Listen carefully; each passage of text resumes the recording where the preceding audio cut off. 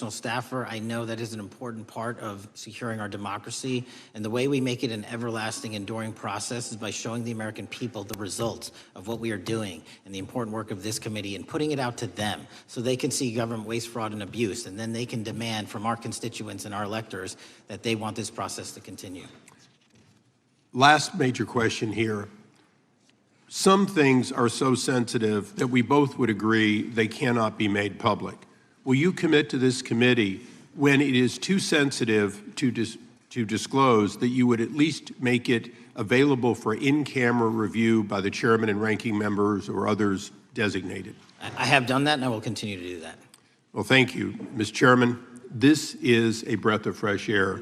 This is the beginning of what we need. But my questions today for the director are ones in which I believe that we do need to codify by agreement or by statute, if necessary, the kind of openness and transparency that we're seeing from this administration, the kind of discovery that's allowing us to do our oversight properly. And I would hope that that be the follow-up to this, obviously along with the Attorney General. And I yield back my 4 seconds. Thank you. The gentleman yields back. The gentleman from New York is recognized. Thank you, Mr. Chairman. Welcome, Director Patel. In the wake of the tragic murder of Charlie Kirk, Donald Trump said, quote, "Violence and murder are the tragic consequences of demonizing those with whom you disagree, day after day, year after year, in the most hateful and despicable way possible," close quote. I would note for the record that Donald Trump has famously demonized practically every person he has ever disagreed with, and therefore, using his own logic, he has put their lives at risk. I should know, about 2 weeks ago, when I announced my decision not to my decision not to seek re-election, many people on both sides of the aisle, including the chairman, offered me well wishes and thanked me for my service. Donald Trump, on the other hand, took to Truth Social to call me a, quote, psychopathic nut job, among other things. Yesterday, I received a threatening note filled with anti-Semitic comments and hateful attacks that mimicked some of the same language used by the president. I am sure many of us on this committee face similar threats every day. We have seen political assaults on both the left and the right. The attack on Charlie Kirk, the attempted assassination of the president, the murder of the Democratic Speaker of the Minnesota House, the assault on Paul Pelosi, and the attack on the Capitol on January 6th, for example. Director Patel, do you agree that there is political violence from both the left and the right?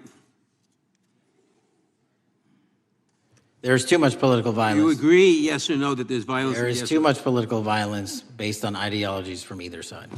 From either side, okay. Are you aware of the study by the Cato Institute, a well-known conservative group, that found that 69% of the violence is from the right? I'm not familiar with that study. You're not familiar, okay. I would commend it to you. Are you aware the administration has threatened to use violence as an excuse to crack down on liberty and freedom of speech? Say that again, I'm sorry?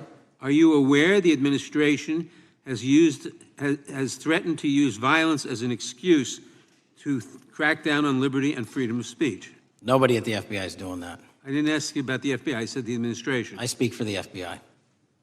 I would like to enter the record an article from today's New York Times titled, "Trump Invokes Kirk's Killing in Justifying Measures to Silence Opponents."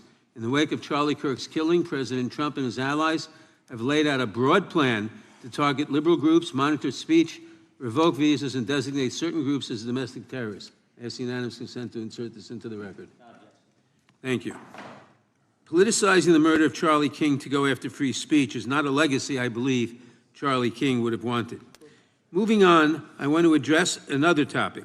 The FBI has traditionally played a key role in prosecuting public officials for corruption. But I fear that at a time when the president is accepting planes from Qatar for his post-presidential personal use, issuing pardons to major donors, and personally profiting from the office of the presidency, the FBI may be abandoning its commitment to investigating public corruption.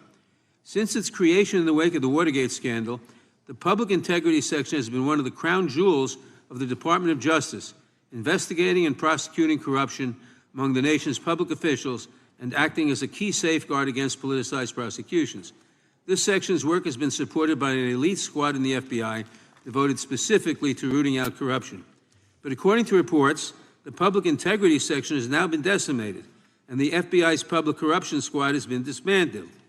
I would like to submit for the record a New York Times article entitled, FBI Dismantles Elite Public Corruption Squad. I ask unanimous consent.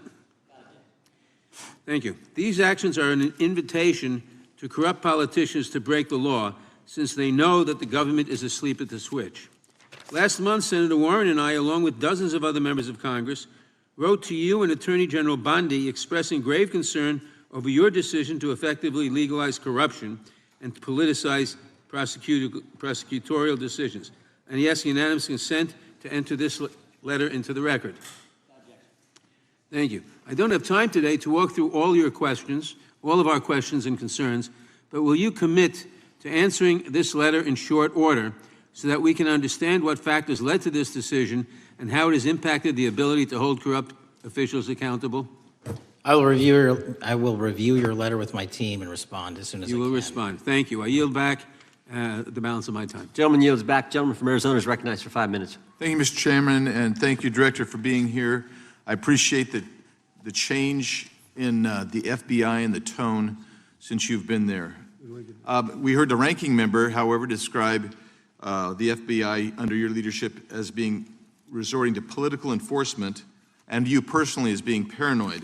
I would just suggest that perhaps that is the projections of the ranking member himself and not you, sir. I want to refer to something that was said yesterday in yesterday's hearing by Senator Grassley. He said, it's well understood that your predecessor left you an FBI infected with politics. At your nomination hearing, he gave you records, made public records about whistleblowers regarding something called Arctic Frost. Arctic Frost was the FBI case opened and approved by anti-Trump FBI agent Thibault, and Arctic Frost became Jack Smith's elector case. The new records show that Arctic Frost was much broader than just an electoral matter. In fact, it was expanded to Republican organizations. Some examples of the groups that the Ray FBI sought to place under political investigation included the Republican National Committee, Republican Attorneys General's Association, and Trump political groups.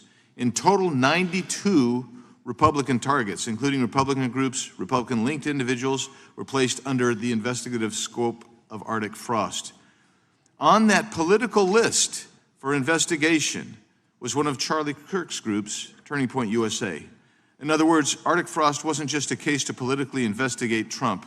It was the vehicle by which partisan FBI agents and DOJ prosecutors could achieve their partisan ends and improperly investigate the entire Republican political apparatus. I'd ask that, Mr. Chairman, that document be administered. Without objection.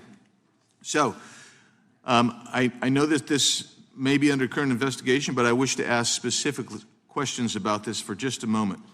What search tools were used in Arctic Frost to view private communications of targets? I believe the traditional search tools, search warrants, lawful service of process, and the tools that the FBI has in our infrastructure systems, cybersecurity systems, and counterintelligence systems. But generally speaking, if I may, I want to use this to highlight the fact that I'm continuing my promise to work with Congress to produce documents simultaneously and also conduct ongoing investigations. I'm giving you as much as I can, and I'll give you more when I can. Thank you. Another question regarding that is, were there any directives from the Biden White House concerning the Arctic Frost investigation? Were there any directives or communications from the Biden White House itself concerning the Arctic Frost investigation? I'll just rely on what was turned over to date, sir. Okay. So I want to add here, the search warrants that were used included the seizing of a U.S. member of Congress, his phone. I think we all know who that was and how that was taken away and used for political purposes, Mr. Chairman, Mr. Director. So we'll leave that for a second, and let's go over to the Charlie Kirk case for just a second. Let's emphasize this. How many hours did it take from the assassination to the arrest of the assassin, Mr. Director? 33. That seems pretty swift, and it was because of the actual release of videos and photographs that you directed to be released, sir. That's correct, and to put it in perspective, the Boston bomber took 5 days and Luigi Mangione took 5 days. Was the platform Discord forthright from the start with law enforcement about the shooter's communications on its platform? Discord, the platform ownership, has been working with our lawful process, and we are obtaining materials from them on a rolling basis. Thank you. And I want to get back here to Article Frost for just a second, Mr. Chairman. I'd like the unclassified document from the FBI released to be admitted to the record. Without objection. And a document from the Economic Times also to be admitted to the record. Without objection. So I'm going to give you the last 30 seconds. We could go on about the Epstein case. I've got a bunch about that, but I'm just going to let you, if you wish to respond to either of the too vitriolic questioning or statement from the Democrats. The work of the FBI speaks for itself. It's on showcase here today. Anyone that wants to attack the FBI can attack me, but leave our leadership structure alone. When you have 23,000 violent felons arrested, twice as many as this time last year, the work speaks for itself. Thank you, Mr. Chairman, and thank you. Appreciate your good work, Director Patel. Yield back. Gentleman yields back. Gentleman from Maryland is recognized. Thank you kindly, Mr. Chairman. Director Patel, before you joined the FBI, you railed against it for covering up Jeffrey Epstein's human trafficking ring. Let me refresh your memory with this clip. It has Epstein's list. They're sitting on it. That doesn't seem like something you should do. You're protecting the world's foremost predator. That seems like an evil thing to do, regardless of who may be embarrassed in the release of that list. Why is the FBI protecting the greatest pederast, the largest scale pederast in human history? Simple, because of who's on that list. So you finished that December 2023 interview with a challenge to the FBI and harsh words for Republicans in Congress for not getting the Epstein files out to the public. You can see this clip. Boy pants and let us know who the pedophiles are. Put on your big boy pants and let us know who the pedophiles are, you said. You emphasized that the president and the FBI director each had complete authority to release Epstein's client list. You said Epstein's black book is under the, quote, direct control of the director of the FBI. Look at this clip. This is way off the topic, but who has Jeffrey Epstein's Black Book? black book? FBI. But who? That is, I mean, Oh, there's... that's under direct control of the director of the FBI. All right, so you were sworn in as director more than 200 days ago. Now the black book is under your direct control. So why haven't you released the names of Epstein's co-conspirators in the rape and sex trafficking of young women and girls? The Rolodex, which is what everybody colloquially refers to as the Black Book, has been released. Oh, no, you're talking about what the journalist got 5 years ago? No, that's not what we're talking about. We're talking about what you were talking about there, That's the black exactly book what I under was the direct talking. control of the FBI director. We have released more material than anyone else before. The Biden administration, Obama administration had the exact opportunities to release this material, and they never did. And if you are telling the men and women of the FBI, Why we're do not you going after change your child position? predators. Hang on, you said we're not going after child predators. 1,500 child predators arrested this year, 35% Okay, increase, I'll reclaim my time. 4,700 child victims Mr. Chairman, I'm going to found. reclaim my time if you could instruct the witness. Why have you changed your position? There you were saying it's under the direct control of the FBI director and all of it should be released. Why have you changed your Everything position? that has been lawfully permitted to be released has been released. And as I told you, Really? the investigation was limited. And let me make something crystal clear. I never said Jeffrey Epstein didn't traffic other people, other women, and they're not other victims. This is the investigation we were given from 2006, 7, and 8, and the search warrants from 2006, 7, and 8. That's what we're working with. Well, wait, have you released all of the stuff that the FBI has seized from Epstein's house? The computers, the emails, the file cabinets, the documents? What about the financial records? Have you released all of that? Everything the court has allowed us to Which release. court are you talking about? 3 separate federal courts have come in and said. We're there are talking about the 3 evidence you've got. It's got nothing to do with what those courts have. Do you have any We're talking idea about how the evidence- law works? Wait. Do you want me to break the law in a federal judge's order? No, I want you to satisfy follow your own curiosity? word, Director Patel. You said up there it was under the direct control of the FBI director. He had the black And book. everything have you released? I have direct control over, we have gone to court. You And haven't. complete We your went sentence. to court. Everything you have direct We- control over, you we said. have gone to court, and everything we have direct Director control Patel, over. complete your and sentence. can You said everything- lawfully I'd like to release. the We're gentleman- releasing. He'd like to complete his answer. You began the sentence, everything you have direct control over, and then you stopped that sentence. You've released everything that you have direct control over? I have direct control over and can lawfully release. If you're not familiar with the court orders, that's not my fault. Oh, I'm Go perfectly, look at them. I'm Go perfectly to familiar court. with them, but how did we prosecute Ghislaine Maxwell? She was prosecuted with the investigatory material that was collected from 2001 and 2005 because of the non-prosecution agreements and the court orders on the investigations and search warrants. We were not able to develop new information. And oh, by the way, Jeffrey Epstein was out for 12 years, and the Obama and Biden administration did nothing to look at his work, his pedophile network. If you want to blame me, that's fine. But now you're blaming the men and women who conducted this stop great that. search. I'm not blaming anybody other than you. You're not keeping your word. You said that you would release all of the materials Has under your anyone direct released control. more information on Epstein than I have? Has Well, anyone? much did more- Comey, did Ray? Much more. they? Excuse me. Much more has come out in the days since the American people and Congress have been demanding it, but it's coming out in dribs and drabs. Why don't you just release the entire file as you promised to do? I literally just told you, there are multiple federal court orders. I'm not going to break the law to satisfy your curiosity. You didn't join us when we filed court to release the court orders. You could have. You have lawyers. You could have shown up. You didn't do that. That's a tiny fraction of the material we're That talking is about. not. It is How a do you- tiny fraction. How do you know that? Have you seen No. everything? Time It's of the all gentleman- misdirection. How do you know Time that? of the gentleman has expired. The gentleman from California is recognized. Well, thank you. Mr. Director, just to be clear, how many of the Epstein files were released in the 4 years of the Biden administration? 0. And how many have you released? I don't have the number, but it's got to be thousands of pages of stuff.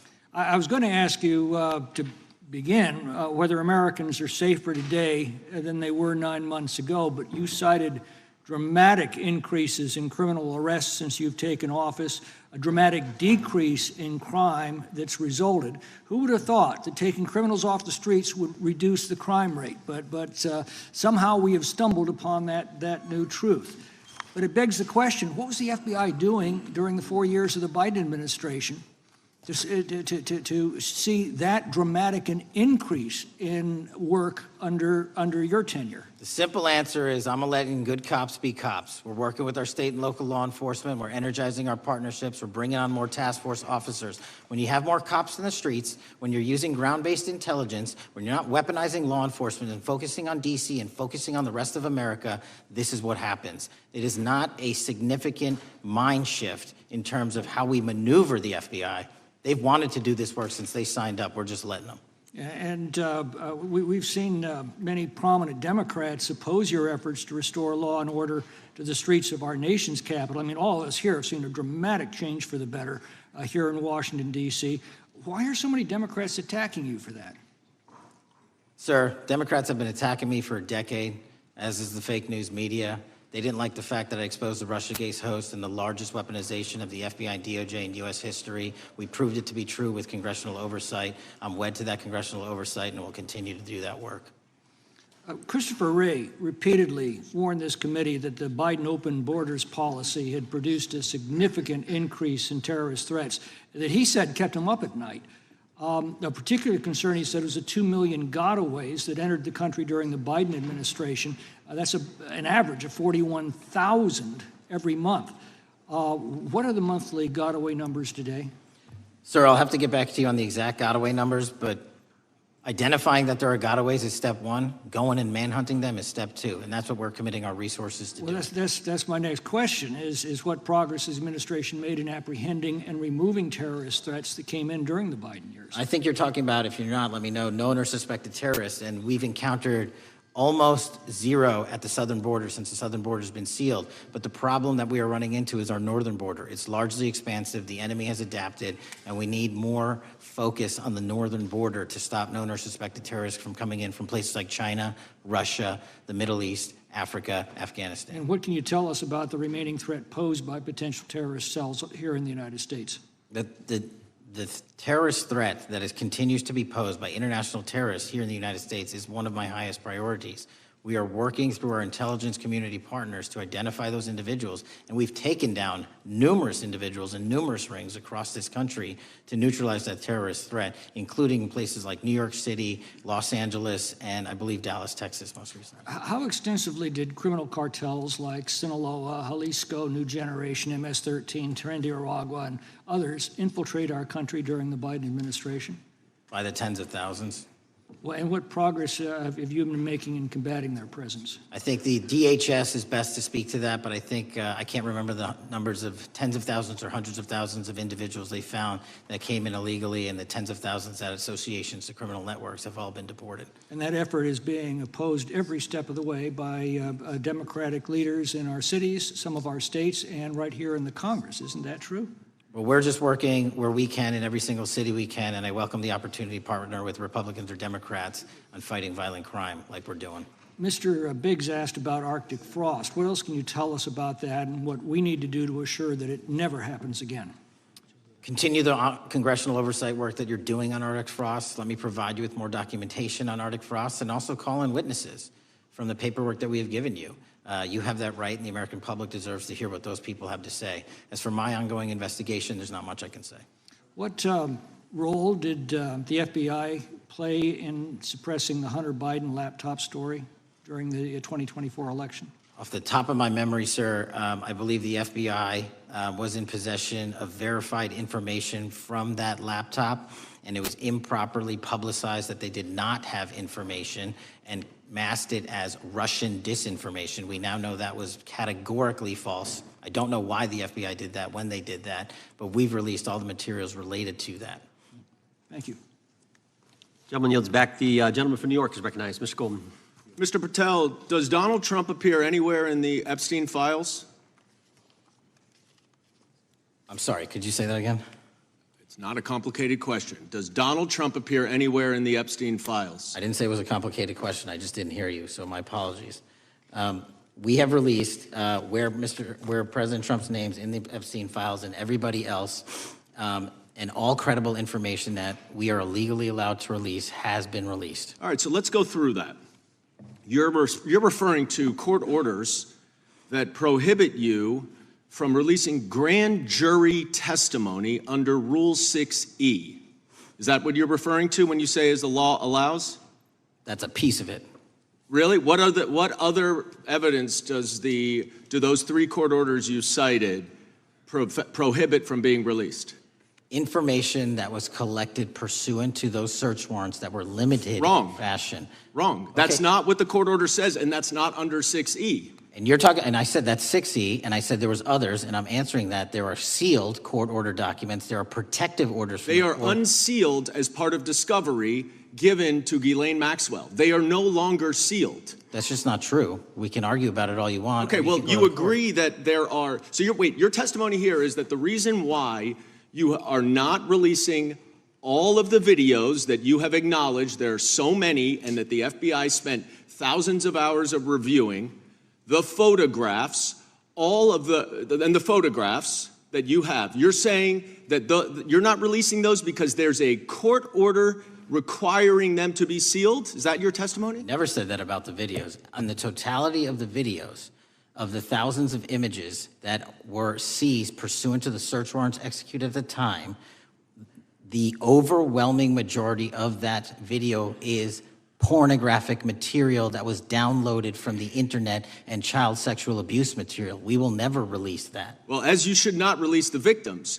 But if there are videos that relate to others who Epstein trafficked to, such as maybe Prince Andrew, or photographs, that you have total control to release. Yes, and if it exists... And so why haven't you released it?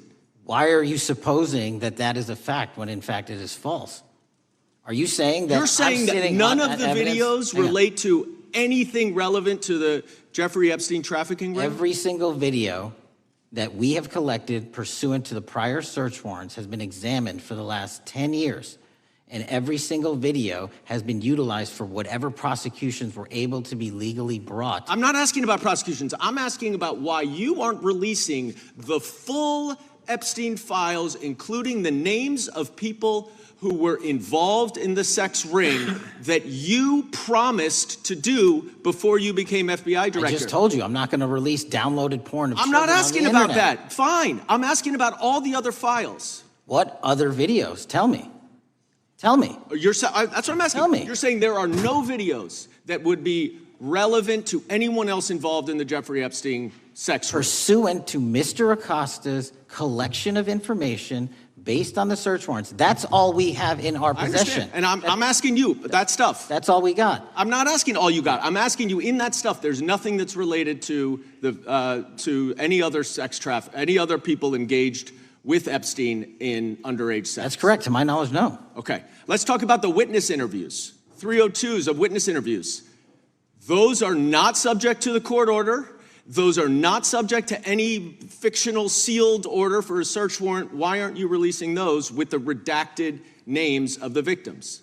We are releasing as much as legally allowed. That's why we went back to How the is courts. that? How is that not legally allowed? Sir, do you know how court orders work? Do you know how protective orders Actually, work? Do you know how Mr. sealing Patel, orders I was a work? prosecutor, a real prosecutor for 10 years. I know exactly how. So I was a court fake one? orders. And I want to understand what the court order prevents you from releasing witness statements that the FBI took. You should know that as a real prosecutor, when the court hand downs a protective order and a motion to seal, the material is sealed unless So that your judge testimony waives here it. is that all of those witness statements are under a court order, a protective order.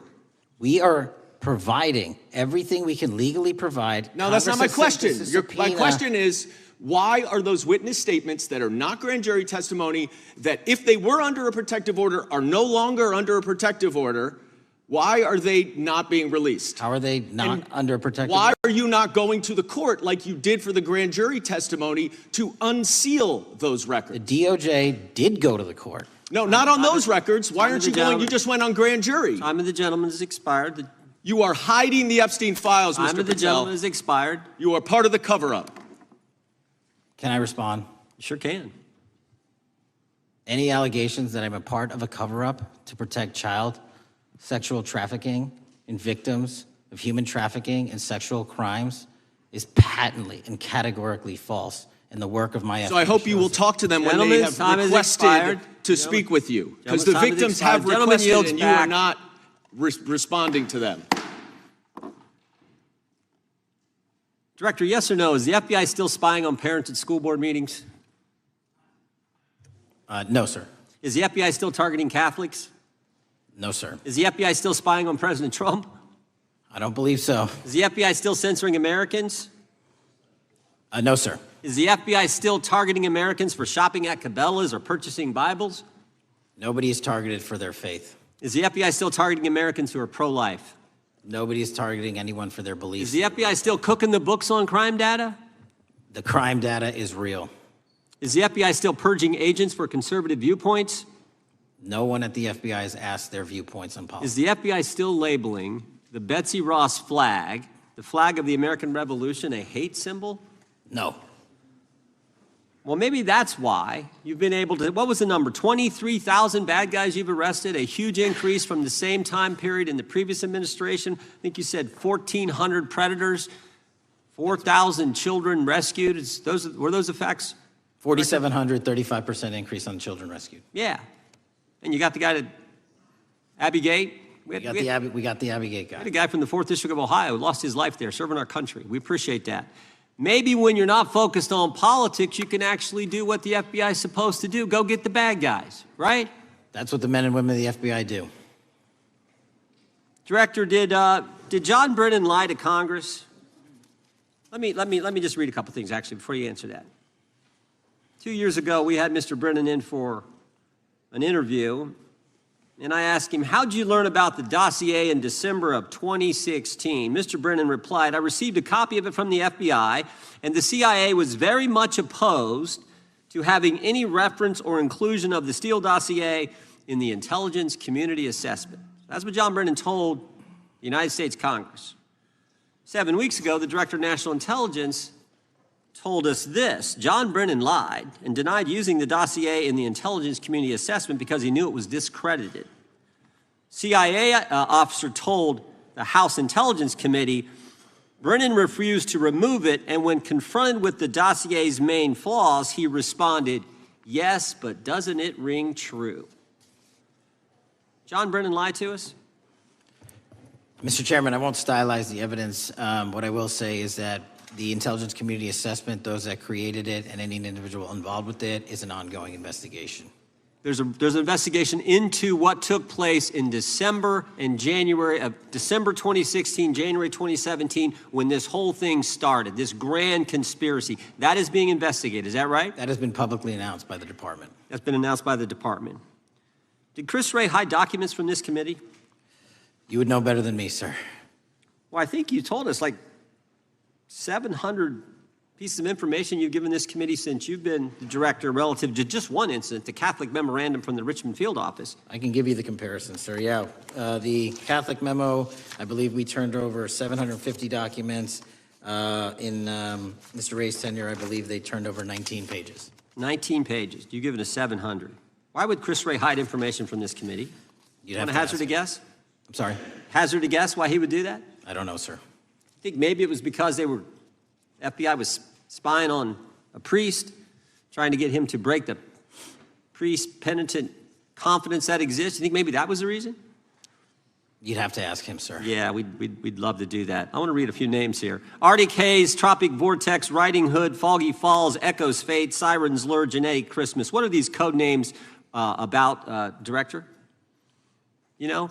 Not off the top of my head. Well, Arctic Haze, Tropic Vortex. My understanding, these are code names for leak investigations of classified information from the year 2017. Does that ring a bell?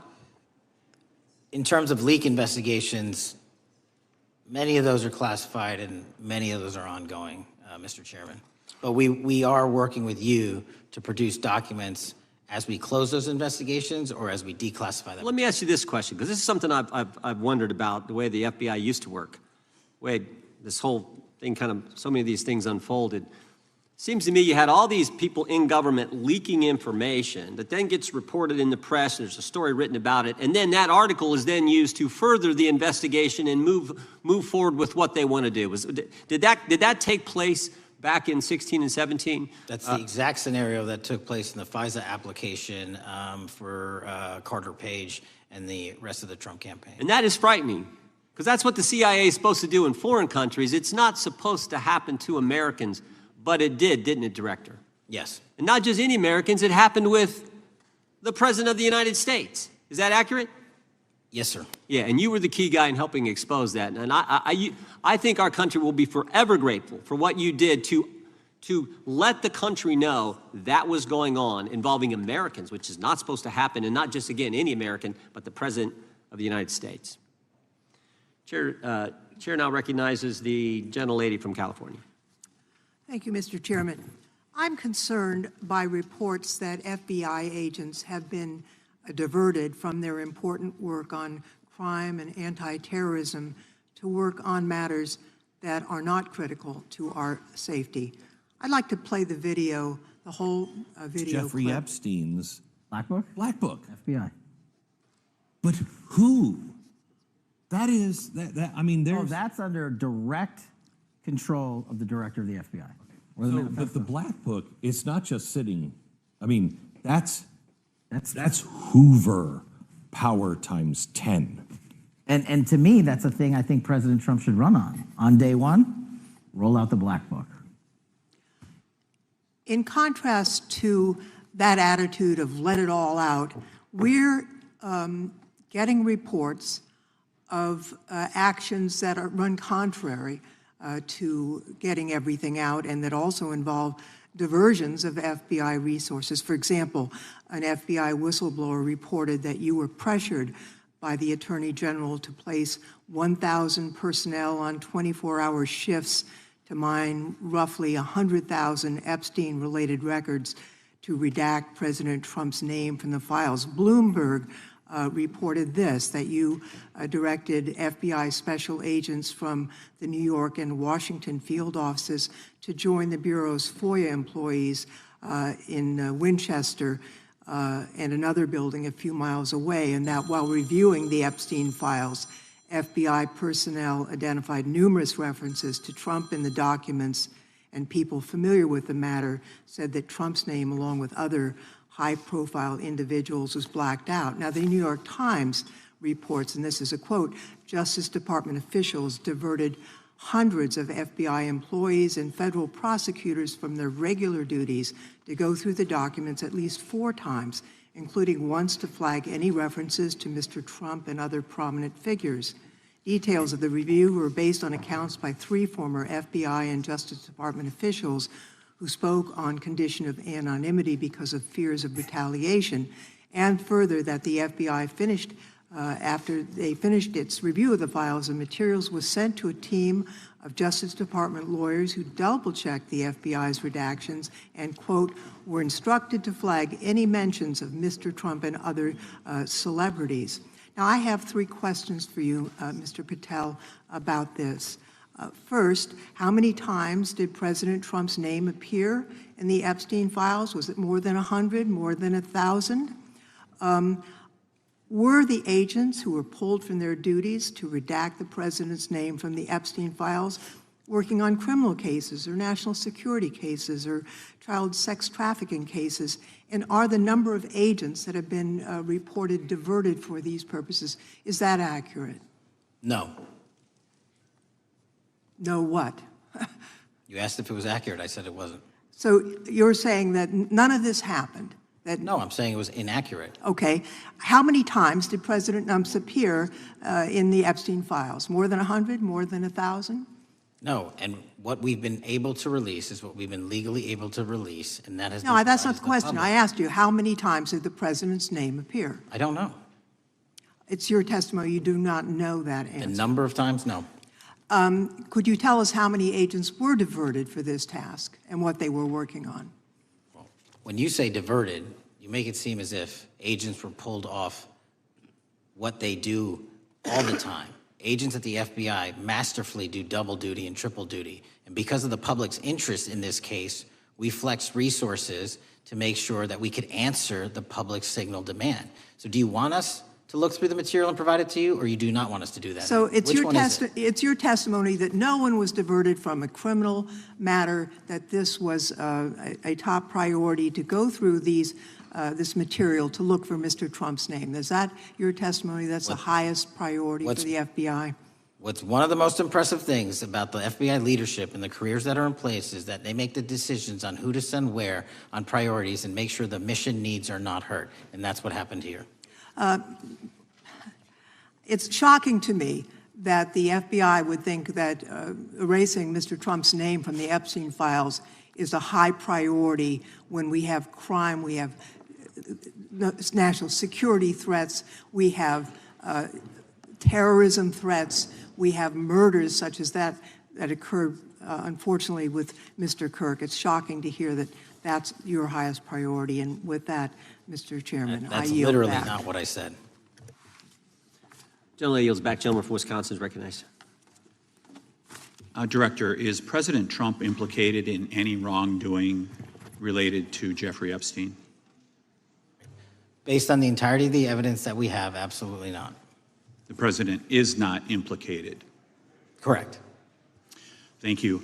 I want to talk a little bit about China's malign influence here in America. And, we've seen spy balloons traverse the United States. We've seen police stations in communities around America.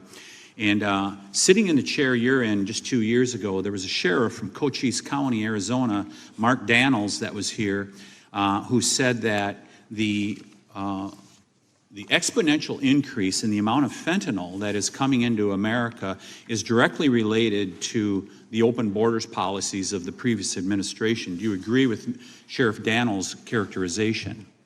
In large part, yes.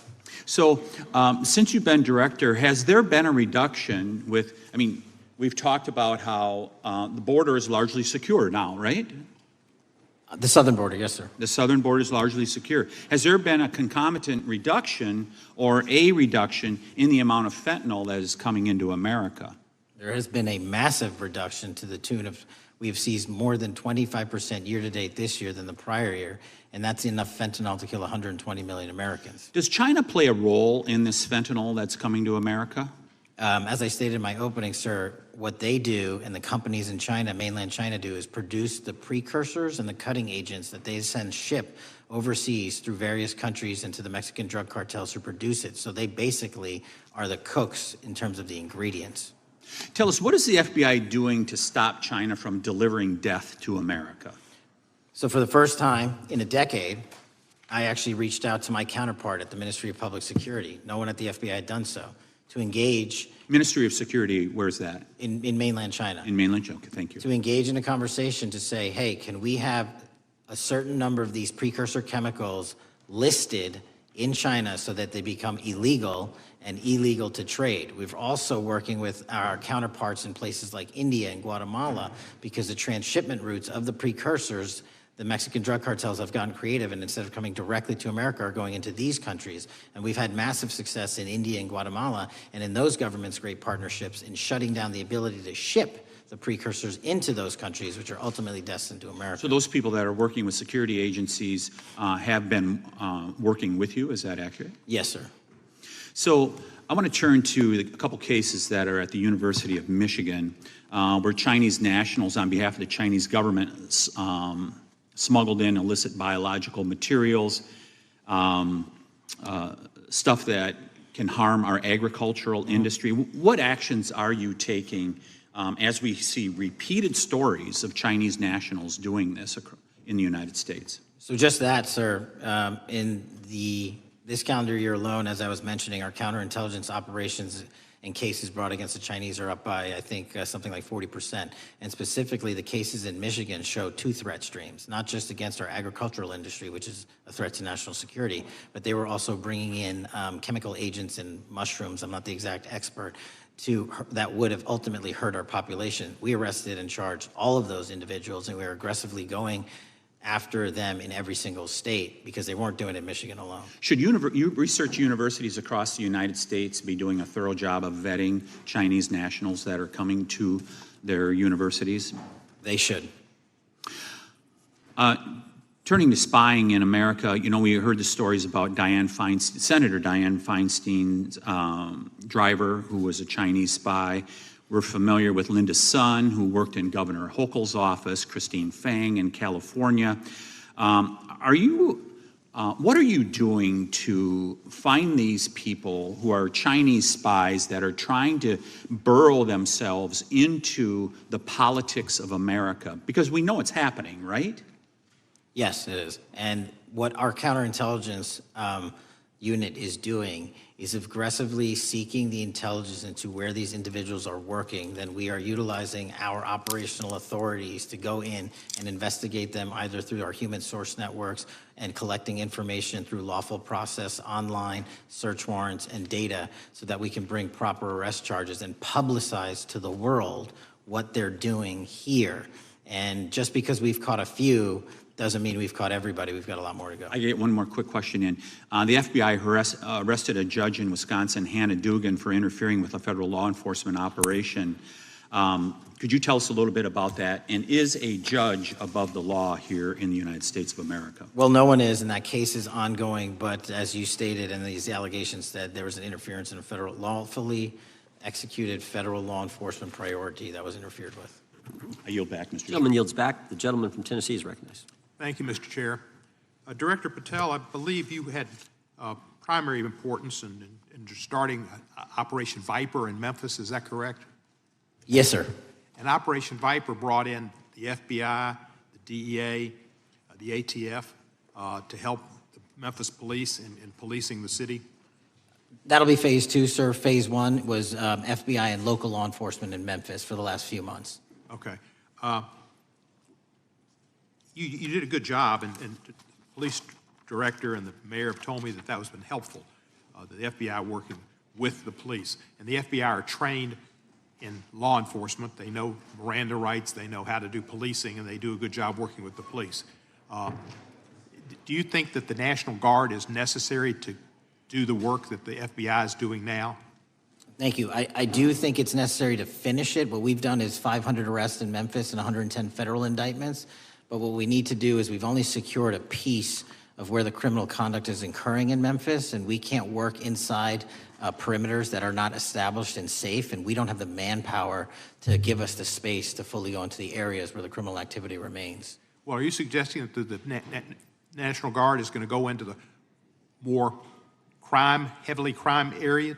They're going to establish, like they did in Washington, D.C., perimeters where local law enforcement and the FBI, DEA, ATF, and U.S. Marshals can go into. We can't be going into all these areas knowing that they're extremely volatile and jeopardizing the safety of our agents. Did the National Guard do anything in Washington to help the FBI stay safe from these dangerous elements? They established perimeters. Established perimeter, and the criminals knew about it, so they... It was a visible force, sir, so they kind of saw it. Well, what you did, I commend you for what you did, and I think the FBI coming in, we have a crime problem in Memphis. The FBI has helped, DEA will help, and the ATF will help. I don't think the National Guard's going to help, and what I've seen, they're not trained in law enforcement, are they? No, sir. And so that could be a problem. Who will direct the National Guard in Memphis? Will it be, will they have control over your agents? No, sir, they won't. Who will have control over your agents? You? Well, the SAC and then ultimately the chain of command up to Washington, D.C. will control the FBI, but there's a task force that was put together that is going to be led by an interagency. The heads of U.S. Marshals, DEA, and FBI will be working together with DHS collectively on this. Have you visited Memphis before? Yes, sir, I have. So you know how good a city it is. I love Memphis.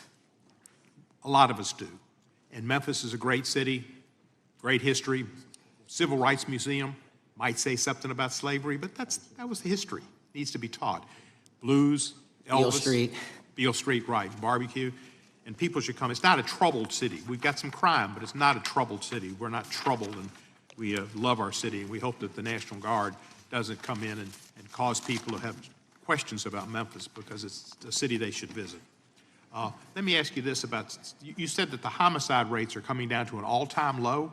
In modern recorded U.S. history, yes, When sir. does modern recorded history start? I think the FBI, and I'll get back to you on this, has stats on that going back about 30 years, sir. Okay, I was thinking back to Ozzie and Harriet, and I didn't think you could beat Ozzie and Harriet's time. Secondly, you mentioned the Epstein case. Did any of the women that were victims, and they came up here and had a press conference and all, did any of them contact your office and ask to give information? To my knowledge, no, sir. If they did, let me ask you first, is there a statute of limitations on sex crimes like that, with sex with a minor, rape? The DOJ is the expert, but I do not believe there's a statute on that, limitations on that. So if there's not a statute of limitations, should you not be interviewing those people who know who raped them and the names and the places and give you that information? That seems like that's a treasure trove of information, and it's a serious, serious, serious number of crimes. Sir, I couldn't agree with you more. We've been very public about asking individuals to come forward with new information, and we would run out every single lead on that. Well, I'm sure the women will come forward, especially today, to be sure that they will get an opportunity, because that seems like something we ought to do.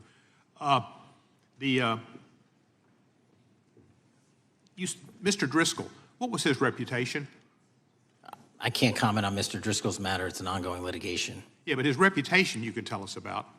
I can't tell you about his reputation. His work has been laid out in that lawsuit. How many of the FBI agents who worked on the January 6th case have been fired? I don't have that number, sir. Do you have a ballpark figure? No, but I can tell you that individuals based on case assignments in the FBI that I have led have not been terminated for case assignments. Thank you, sir. Come back to Memphis, and you work with Kevin Kane in our Tourism Bureau. He's great. Thank you. And thank you for your work in Memphis. Gentleman, yes, back. Mr. Chairman, I have a unanimous consent request. Gentleman's recognized. So I've got 4 documents I'd like to introduce into the record. The first one is Jeffrey Epstein's 6th story played out for years in plain sight. And Acosta is quoted in here saying, "I was told Epstein belonged to intelligence and to leave it alone." The second document is entitled, "What Epstein's Bodyguard Warned About His CIA Connections." The third document is from Fox Digital. It's titled, "Epstein's Private Calendar Reveals Planned Meetings with Obama Admin Official CIA Chief." And the last document is Wall Street Journal article that highlights Ehud Barak's 36 meetings With Jeffrey Epstein, he was the former Prime Minister of Israel and head of military intelligence for Israel. It may have held that title when he met Epstein, and then, yes. Without objection, the gentleman will hold for a second. The gentleman from Maryland is recognized. Thank you, Mr. Chairman. Just one UC request. This is Judge Engelmeyer's decision from August in U.S. versus Epstein, stating the government's 100,000 pages of Epstein files dwarfs the 70-odd pages of Epstein grand jury materials. Without objection, the gentleman from Kentucky is recognized for 5 minutes. Thank you, Mr. Chairman. Director Patel, I watched some of your Senate hearing yesterday when Senator Kennedy asked you, you've seen most of the files, who, if anyone, did Epstein traffic these women to besides himself? You replied, according to the transcript, there is no credible information that he trafficked them to anyone else. You also said somewhere in the hearing and here today that the problem is that the case files are constrained by limited search warrants from 2006 to 2007, and that the non-prosecution agreement hamstrung future investigations. Those constraints only apply to Southern District of Florida. They do not apply to Southern District of New York, the location of the 2019 sex trafficking indictment, which produced many things, including a series of FD 302 documents. According to victims who cooperated with the FBI in that investigation, these documents in FBI possession, your possession, detail at least 20 men, including Mr. Jess Staley, CEO of Barclays Bank, who Jeffrey Epstein trafficked victims to, victims including minors, such as Virginia Roberts Giuffre, may she rest in peace. That list also includes at least 19 other individuals, one Hollywood producer worth a few $100 million, one royal prince, one high-profile individual in the music industry, one very prominent banker, one high-profile government official, one high-profile former politician, one owner of a car company in Italy, one rock star, one magician, at least 6 billionaires, including a billionaire from Canada. We know these people exist in the FBI files, the files that you control. I don't know exactly who they are, but the FBI does. Have you launched any investigations into any of these people, and have you seen these 302 documents? Sir, I have asked my FBI agents to review the entirety of the Epstein files and bring forth any credible information, and we're working with Congress not only to divulge that information and produce it to you, but any investigations that arise from any credible investigation will be brought. There have been no new materials brought to me launching a new indictment. So is the loophole here, or is it your assertion that these victims aren't credible, that the 302s maybe didn't produce credible statements that rise to a probable cause? It's not my assertion, sir. It's the assertion of two different United States attorneys' offices from 3 separate administrations who investigated those same materials in lifetime. Are the 302 documents in the FBI's possession? They reviewed all that, yes, sir. And so have you reviewed those 302 documents where the victims name the people who victimized them? If I personally know, but the FBI has. So how can you sit here and in front of the Senate and say there are no names? I said I named one today.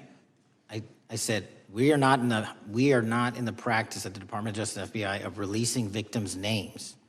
That is not what we do. We are also not in the habit of releasing incredible information. That's not what we do. But multiple authorities have looked at the entirety of what we have. Okay, I got to move on here. Were you present when the AG had the White House event when she released the binders to the social media influencers? I was, yes.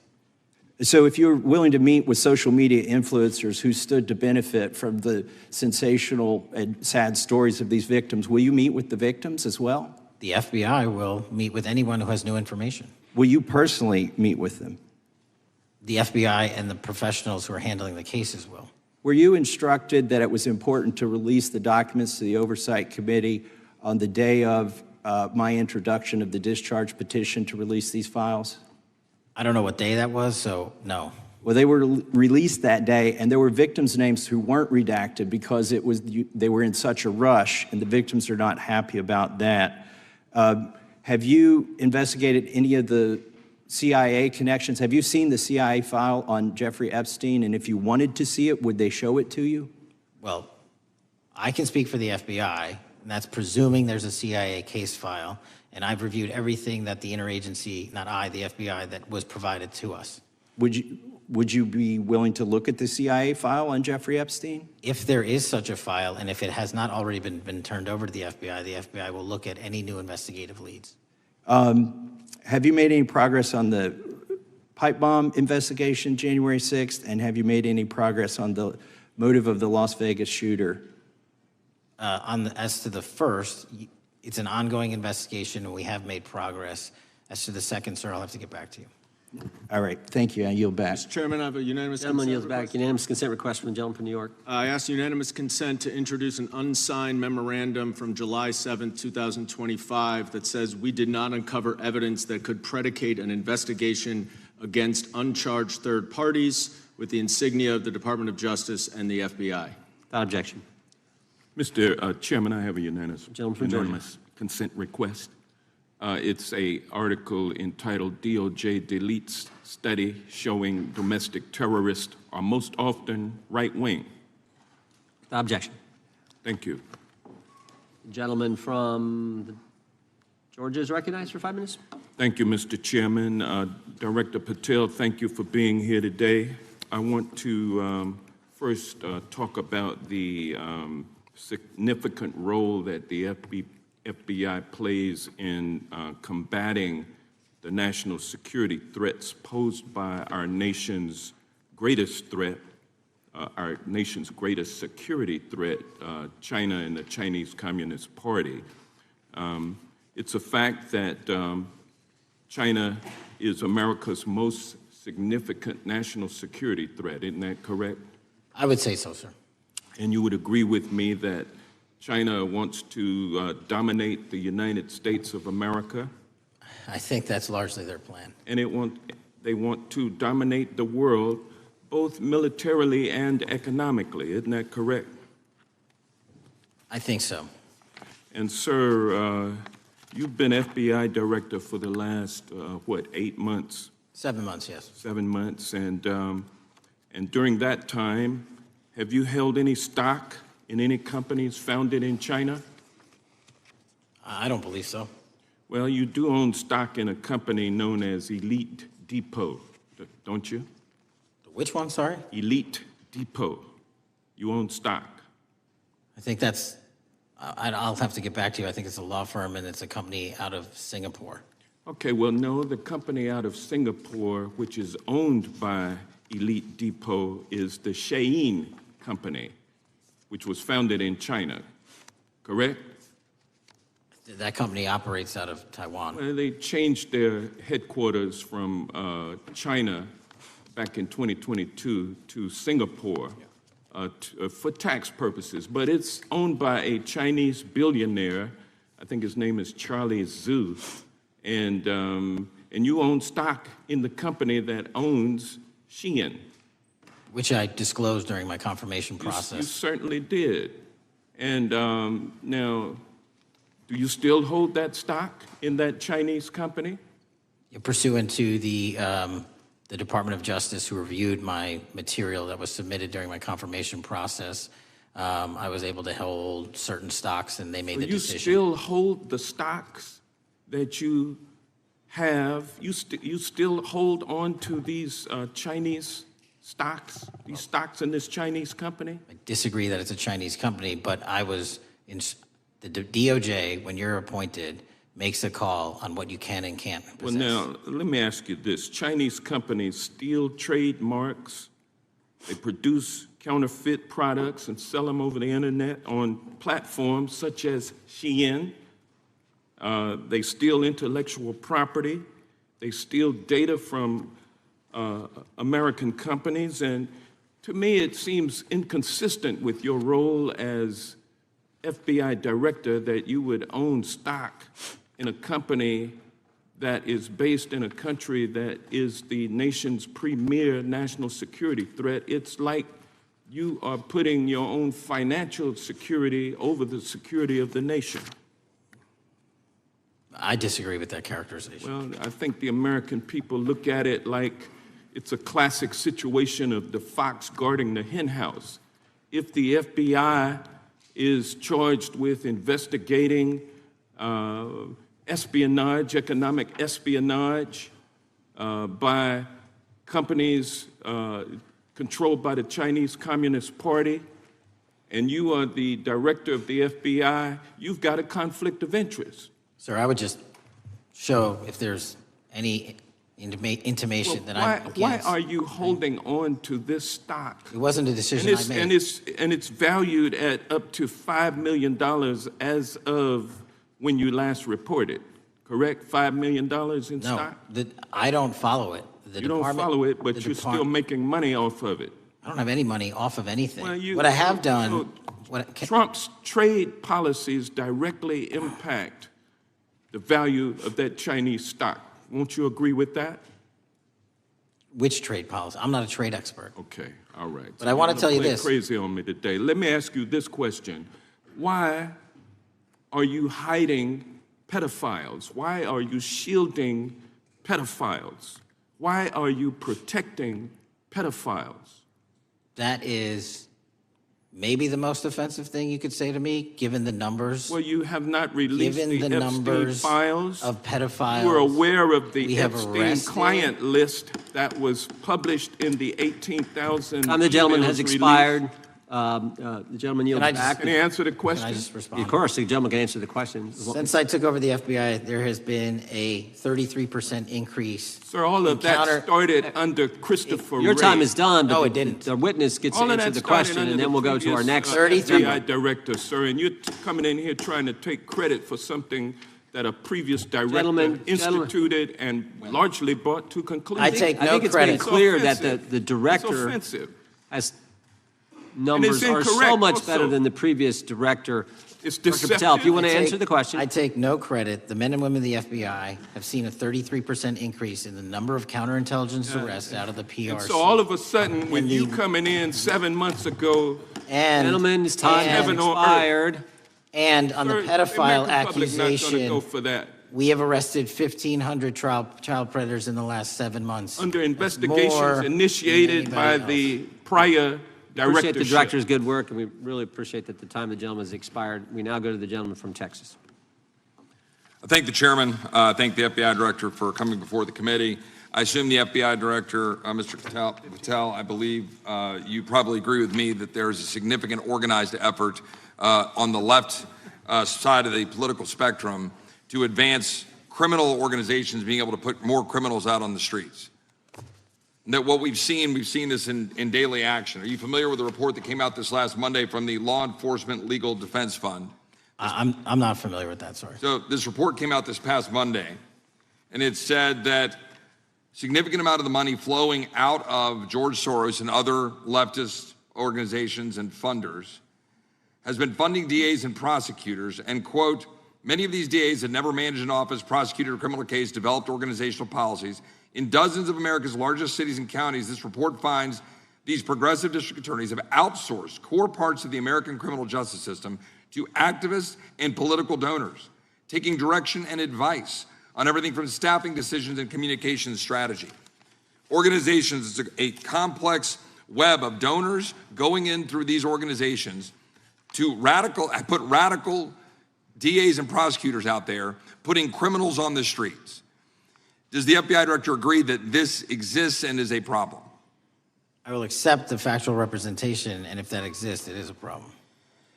The organizations such as TIDES, the Fair and Just Prosecution, Brenner Center for Justice, Partnership for Safety and Justice, the Vera Institute of Justice, the amount of dollars flowing from George Soros through and to these organizations and to the various prosecutors that have resulted in increased crime on our streets, including the brutal murder of the Ukrainian refugee in Charlotte. I bring that up because that is one component of the problem. In addition, we have an organized effort targeting our border. The NGOs, the nonprofits and the deep pockets, the United Nations, charitable organizations, and a long list of over 250 organizations that the Center for Immigration Studies put out that lays out a complex web of organizations that were moving people into our country, knowing that they're dangerous, knowing that they're criminal, associated with taxpayer dollars flowing through the United Nations and donor dollars flowing through organizations, including ostensibly religious ones, putting these dangerous individuals on the street that resulted in fentanyl in our communities, that resulted in the death of Jocelyn Nungare, of hundreds, thousands even, as the director testified, 100,000 people dying from these narcotics every year. All of this in an organized effort, a complete effort by the radical left to use taxpayer dollars and these dollars to put people on our streets. In addition, the extent to which we've seen now with the Southern Poverty Law Center and their hate map targeting, for example, the Family Research Council, where we had a shooting right here in DC over a decade ago, putting Charlie Kirk, putting a target on TPUSA, Antifa, other radical organizations that are very specifically organized in targeting conservatives and ordinary Americans. Well, how about the organized effort to infiltrate our schools and advance a transgender agenda and advance a radical agenda, perhaps one that we will see exposed further in the individual that actually shot Charlie Kirk. So here's my question.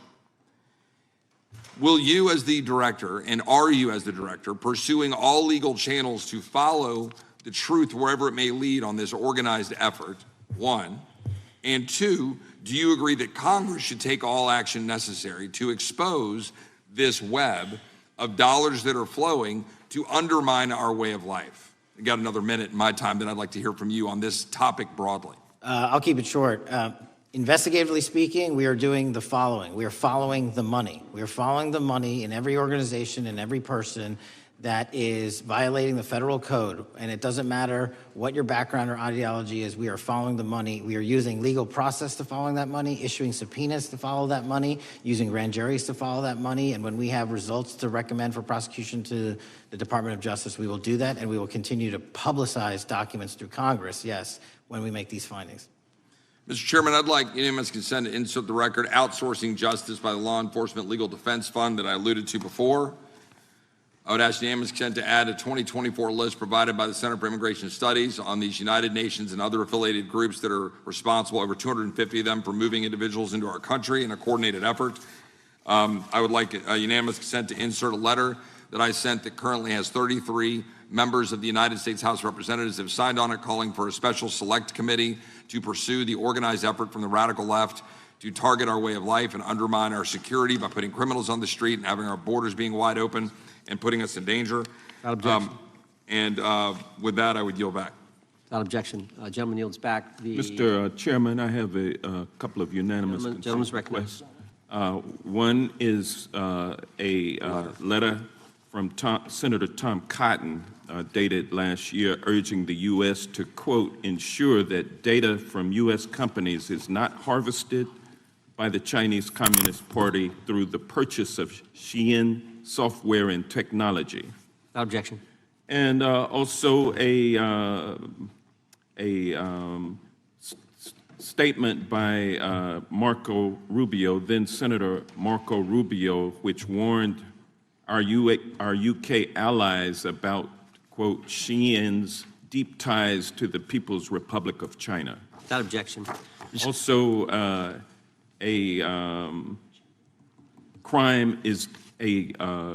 the record crime is down in 2025. Trump doesn't deserve credit, which demonstrates that the crime rates have been decreasing since 2023, which was published by the Vera Institute.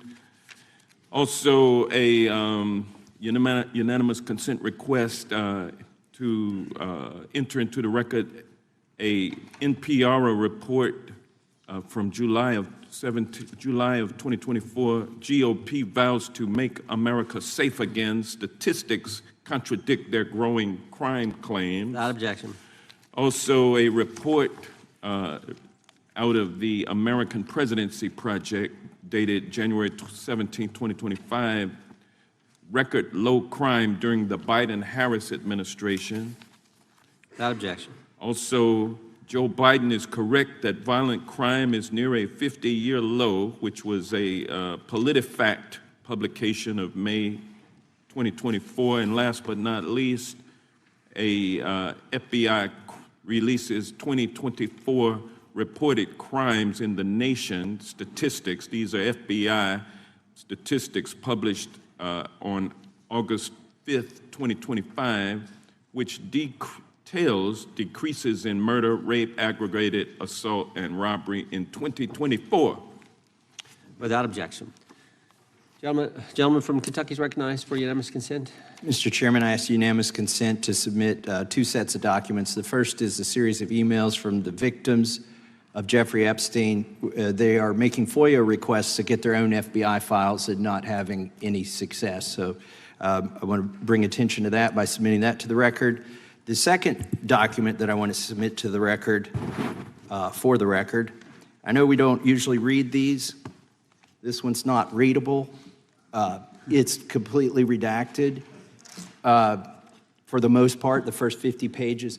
This is actually the search warrant that was served on James O'Keefe for a diary that he had already given to the government 2 months before. And as it turns out, there were no indictments here, yet he still doesn't know why he was raided, and I think he deserves to know. So, Without objection. Thank you. The chair now recognizes the gentleman from California. Director, the first time you saw Donald Trump's name was in the Epstein files. Did you close the files or keep reading? I have reviewed not the entirety of the files, so I have. You haven't reviewed all of the Epstein files? Personally, no. You're the director of the FBI. This is the largest sex trafficking case the FBI has ever been a part of. Buck stops at the top, and your testimony today is you have not reviewed all of the files. What I've been doing is been busy providing the safest country this country has seen in modern U.S. history in historic speed, because the men and women of the FBI are given the resources to reduce the homicide rate, to reduce the drug trafficking rate, to reduce the amount of children that are being trafficked, and the number of pedophiles. It sounds like those children being trafficked would appreciate the director reviewing the files. You said you don't know the number of times Trump's name appears in the files, so it could at least be 1,000 times. Is that right? The number is a total misleading factor. We have not released anyone's name that we have not released anyone's name in the Epstein files that has not been credible. Director, could it at we have least be 1,000 released times? every piece of legally permissible information. Okay, you can so characterize the numbers however you want it. Reclaiming my time, Director. It sounds like if you don't know the number, it could at least be 1,000 times. Which It's not. leads me- It's not. Is it at least 500 times? No. Is it at least 100 times? No. Then what's the number? I don't know the number, but it's not that. Do you think it might be your job to know the number?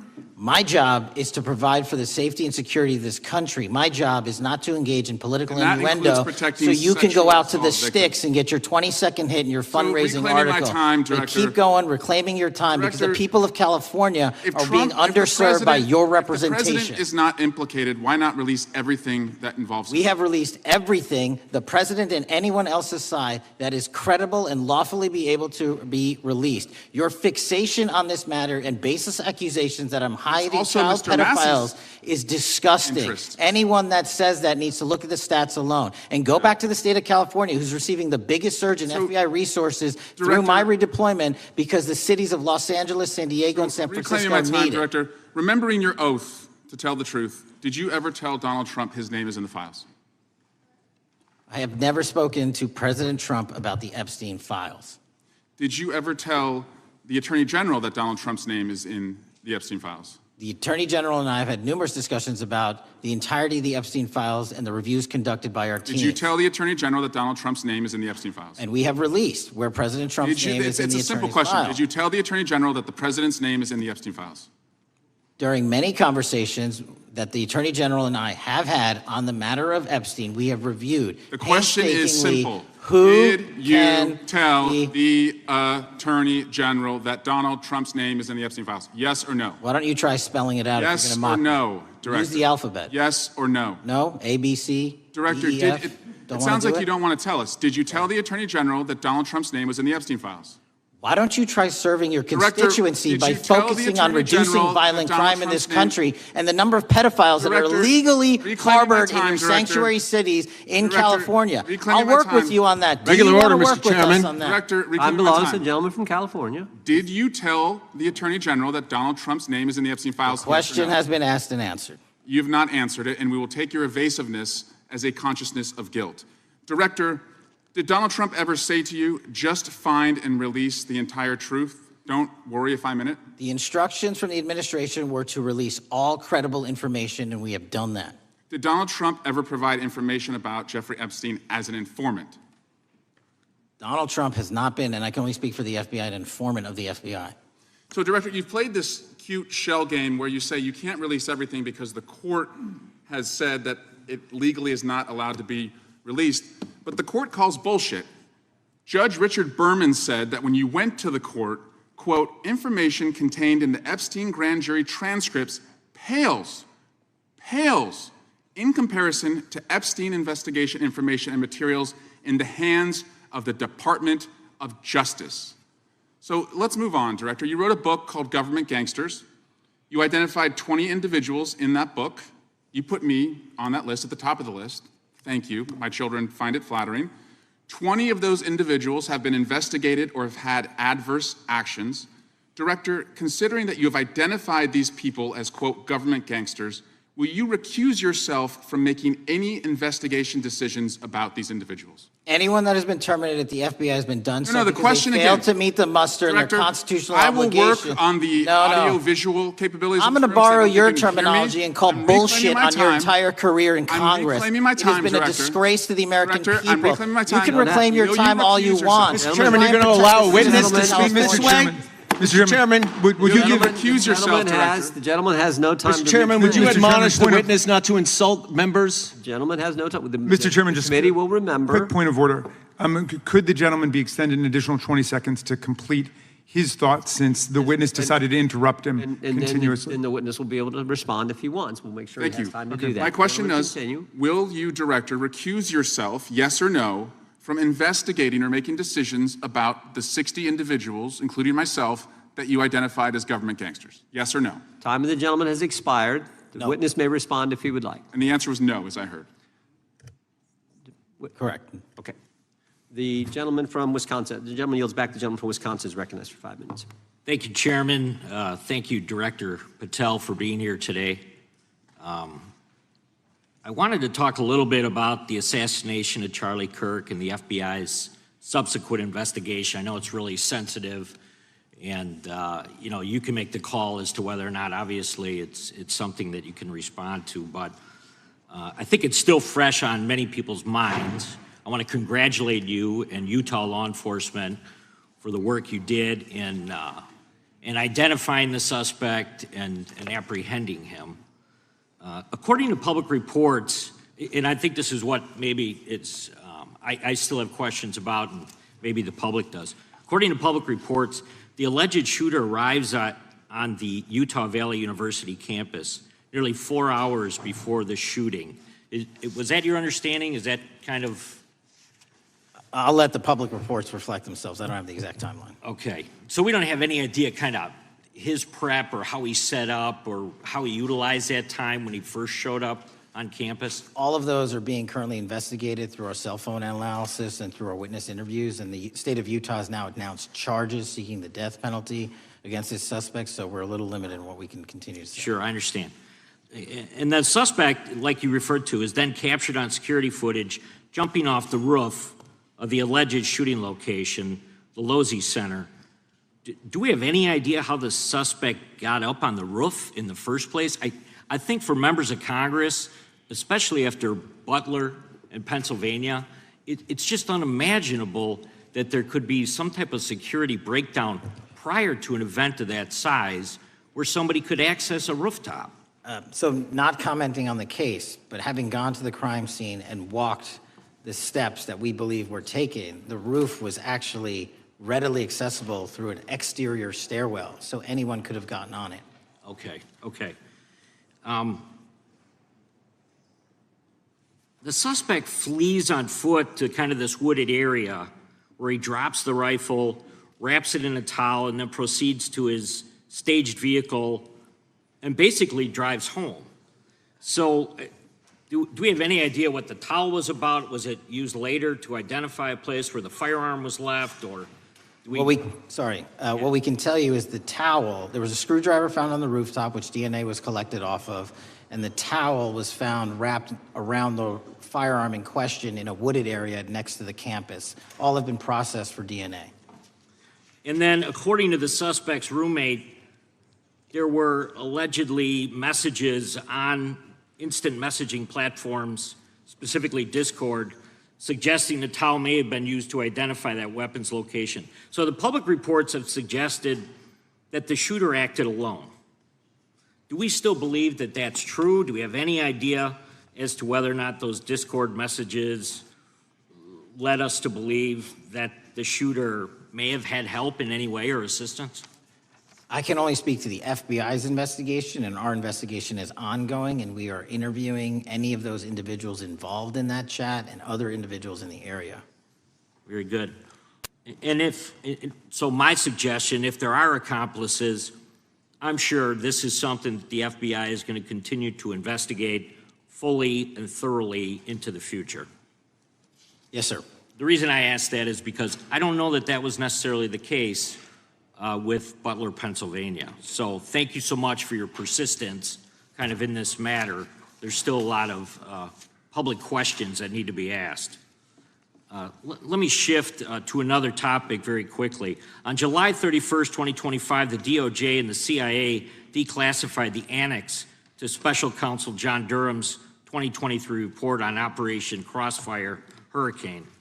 The 29-page Durham Annex contains previously classified information about, among other things, the investigative referral of the Clinton campaign plan. Why would somebody place documents in a burn bag related to this case?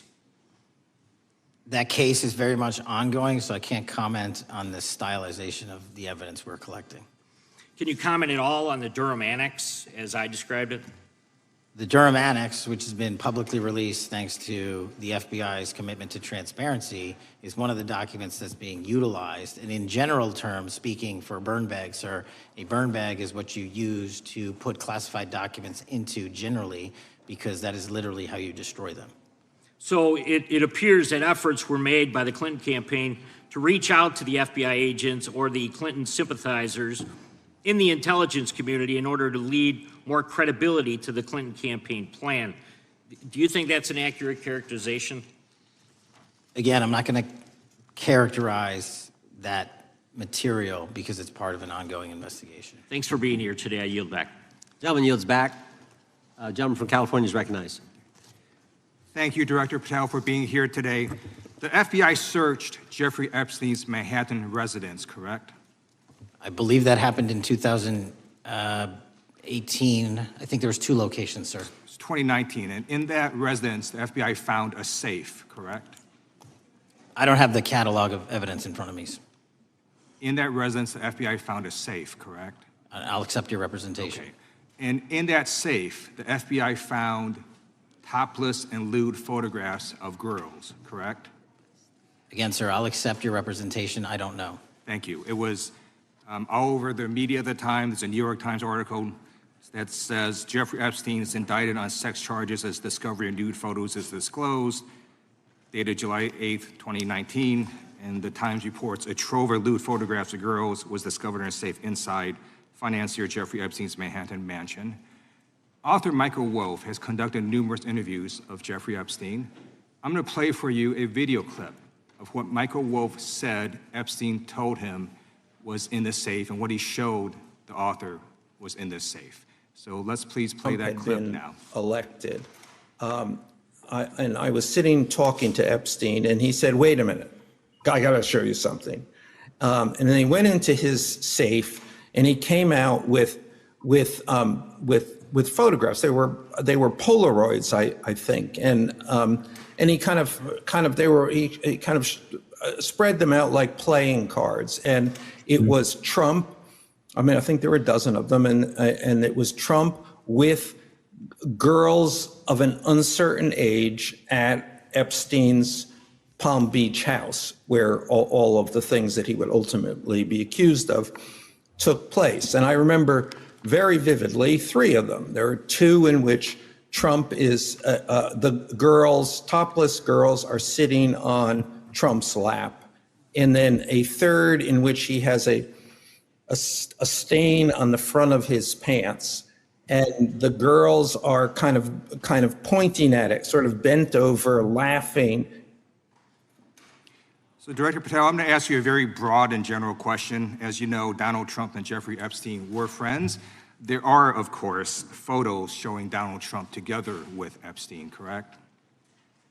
I don't have the entirety of the photographs, but I think they've been photographed in public together. All right.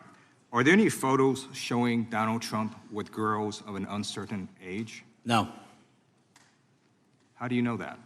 Because that information would have been brought to light by multiple administrations and FBI investigators over the course of the last 20 years. Well, you know what? That's just not true, because no one knew about the creepy birthday message that Donald Trump wrote to Jeffrey Epstein until the Wall Street Journal disclosed it, and then all of a sudden, the Epstein estate provides it to Congress. Well, so certainly, you weren't there at the search. You don't know what Epstein may or may not have done with those photographs even prior to the search. Maybe someone has it. Maybe the Epstein estate has it. You raise a great point. So I'm going to ask you, have you asked to talk to Michael Wolff?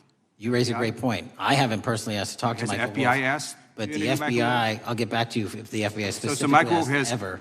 about 100 hours of testimony of Jeffrey Epstein. Wouldn't it be good for the FBI to interview Michael Wolff? I'm not saying they haven't, I just don't know. Has FBI subpoenaed the tapes that Michael Wolff has conducted of Jeffrey Epstein? I don't know. All right, so if you could provide us an answer, that would be terrific. Sure. Well, let me ask you this question then. Have you looked at all the photos in Epstein files? I have looked at all the information that the investigators who investigated this case have provided to run out credible leads. And in the Epstein files, was there that creepy birthday message that Donald Trump had written to Epstein? No, that's what I was trying to tell you. You raise a great point. The estate of Jeffrey Epstein has a voluminous amount of information that they have not released before. Okay, so that's great. So wouldn't it be great if FBI subpoenaed the estate of Jeffrey Epstein for all that information? The estate is under no obligation to provide that material, even pursuant to a subpoena. That's a great point. Yeah, that's just false. Okay. That's just false. You're the frickin' FBI. You can subpoena the information from the estate, and you better do that. That's literally not how it works. I'm going to move on now and talk about Epstein's client list. You confirmed that it exists. Attorney General Pam Bondi confirmed earlier this year that it exists. So I just want to ask you a simple question. Is Prince Andrew on Epstein's client list? The material related to Prince Andrew has been made public. Is Prince Andrew on the client list? We have released the index of names that were in Jeffrey Epstein's. Is Donald Trump on Epstein's client list? The index has been released, and the index will speak for itself. So I'm just going to say, America, there's a huge red flag. The FBI director could not answer whether Donald Trump was on Epstein's Gentleman's client time has list. expired. I Chair yield now back. recognizes the gentleman from Virginia.